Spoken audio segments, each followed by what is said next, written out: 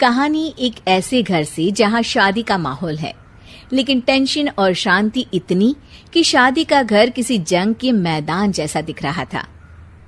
अरे जैसा मर्जी डेकोरेशन कर दो, पैसों की चिंता मत करो। इतना पैसा जब लड़के वालों को दे दिया तो फूल वालों को देने में मुझे क्या दिक्कत है? अरे धीरे बोलो ना, साफ लग रहा है कि फ्रस्ट्रेटेड हो। अरे तुम तो चुप ही रहो। एक बेटी संभाल नहीं पाई। सारा दिन मैं काम पर जाता था, सोचता था घर पर बच्चों को अच्छे से संस्कार मिल रहे होंगे, लेकिन नहीं, मैडम को तो अपनी किटी और फैशन से फुर्सत मिले तब ना। माँ चुपचाप वहां से चली जाती है। समझ में नहीं आता कि आखिर शर्मा खानदान में हो क्या रहा है। कल तक चिड़िया सी फुदकने वाली शीना की शादी यूं अचानक एक मोटे काले लड़के से क्यों हो रही है? शीना कमरे में हाथ में गुड़िया लिए बोलती है, मेरे साथ जो हो रहा है ठीक हो रहा है। तुम तो सब जानती हो, साहिल मेरे लिए भगवान है। अब जब वो ही नहीं मिला तो फिर कोई भी हो, जिंदगी ही तो जीनी है, जी लेंगे। बाहर शीना की बुआ किसी से बात करती है।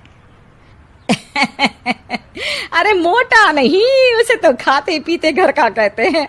अब ओबेरॉय का नाम भी किसी को बताने वाली बात है। उनका इकलौता लड़का तो करोड़ों की सामी तो है ही। अरे हमारी शीना बिटिया तो रानी बनेगी, रानी। इन सब के बीच कहीं कोने पर शीना हाथ में मेहंदी सजाए बैठी थी और आंखों में आंसू सजाए।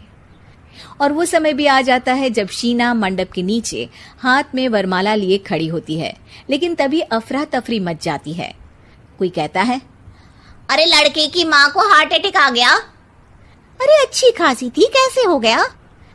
अरे कहते हैं ना, किसी किसी लड़की के पैर अच्छे नहीं होते, हो सकता है कि मनहूस है ये लड़की। शीना पास खड़ी सब सुन रही थी। फिर शीना अपने कमरे में आ जाती है। शादी ये कहकर नहीं होती कि लड़की मनहूस है। अब लगातार शीना के लिए लड़के देखने आते, लेकिन आस पड़ोस या किसी के कहने पर शादी हर बार टूट जाती।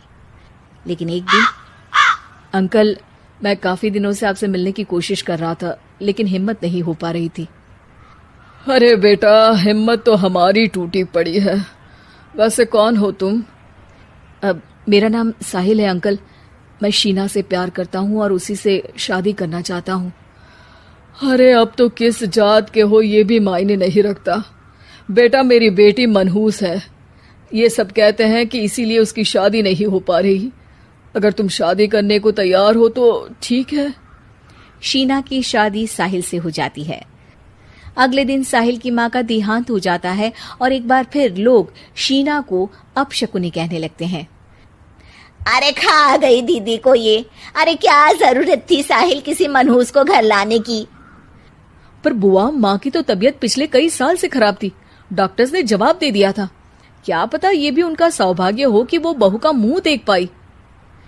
अरे बहू का मुंह देख पाई, या ये कह लो कि बहू का मुंह देखते ही स्वर्ग लोक सिधार गई। खैर, हमें क्या, घर तुम्हारा है, हम तो चले। अब शीना को खुद पर ही शक होने लगता है कि कहीं सच में वो अपशकुनी तो नहीं। साहिल, हम दोनों की शादी नहीं हुई होती तो अच्छा था। देखो ना, कैसे पहले मेरी शादी टूटती थी और अब तुम्हारी माँ भी। अरे ऐसा कुछ नहीं होता शीना, अपशकुनी वगैरह कुछ नहीं होता। ये सब तो ईश्वर के खेल हैं। वो शादी तुम्हारी इसलिए टूट गई क्योंकि तुमको मेरी पत्नी बनाना था, और माँ का जाना तो तय था। वो काफी बुजुर्ग थी, साथ ही एक ऐसी बीमारी से जूझ रही थी जिसमें डॉक्टर्स भी उन्हें नहीं बचा पाते।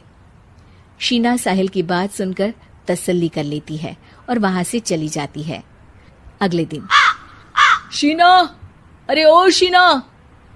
क्या हुआ? उफ, कहीं फिर मेरी वजह से कोई नुकसान? अरे नहीं नहीं शीना, तुम जानती हो, जिस प्रॉपर्टी के केस को हम बरसों से लड़ रहे थे उस पर फैसला आ गया, वो भी हमारे हक में। अब हम करोड़पति हो गए शीना। शीना शांत रहती है। अरे क्या हुआ? करोड़ पत्नी बनकर तुमको खुशी नहीं हुई? शीना की आंखों में पानी आ जाता है। चलिए जी, कुछ तो अच्छा हुआ मेरी जिंदगी में आकर आपके साथ। साहिल शीना को गले लगाकर कहता है, मेरी नई नौकरी भी तुम्हारे ही आने से लगी। ये प्रॉपर्टी का केस जीता। सब कुछ तो तुम्हारे आने के बाद ही हुआ, फिर तुम मनहूस कैसे? ये सुनकर शीना खुश हो जाती है।